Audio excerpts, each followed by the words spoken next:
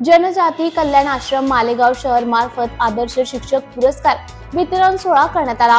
ठिकाण state bank corner Malegaon, hotel Sukhsagar. शिक्षक दिनाचे औचित्य साधून गुणवंत शिक्षकांना गौरविण्यात आले। कर्तृत्ववान, उपक्रमशील, तंत्रस्नेही व विद्यार्थी प्रिय शिक्षकांच्या कार्याची दखल घेत गुणवंत शिक्षक पुरस्कार। जनजाती कल्याण आश्रम मालेगाव शहर rotary club of Malegaon fort. कार्यक्रमाची सुरुवात भारत माता पूजनाने झाली। जनजाती कल्याण आश्रम हे गेल्या 72 वर्षापासून आदिवासी समाजाच्या सर्वांगीण विकासासाठी काम करते। अनेक उपक्रम राबवित असते, तसंच नवनवीन उपक्रम समोर येत असतात। या वर्षी अनोखा उपक्रम आदर्श शिक्षण पुरस्कार उपक्रम राबवला।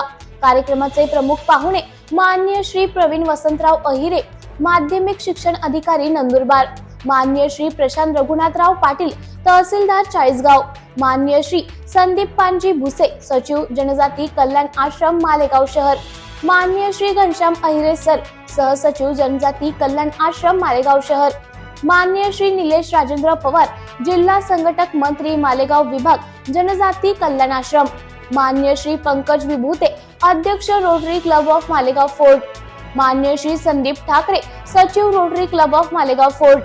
आलेल्या प्रमुख पाहुण्यांचे सत्कार करून कार्यक्रमाची सुरुवात झाली।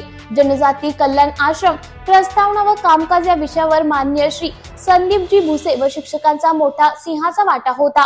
त्यामुळे आदर्श शिक्षक पुरस्कार वितरण सोहळा आयोजित केला। सर्वांनी देश व धर्म सेवा या कामासाठी काम करावे असंही आवाहन त्यांनी केलं। नंतर सर्व पुरस्कारार्थी शिक्षकांचे मनोगत झाले। शेवटी अध्यक्षीय मनोगत नंदुरबार माध्यमिक शिक्षण अधिकारी माननीय श्री प्रवीण वसंतराव अहिरे सर यांचे झाले। कार्यक्रमाचं सूत्रसंचालन व सूक्ष्म नियोजन माननीय श्री घनश्यामजी अहिरे सर यांनी आपल्या विनोदी शैलीत पार पाडले। कार्यक्रमाच्या शेवटी सर्व पुरस्कारार्थी शिक्षकांना पुरस्कार देण्यात आला।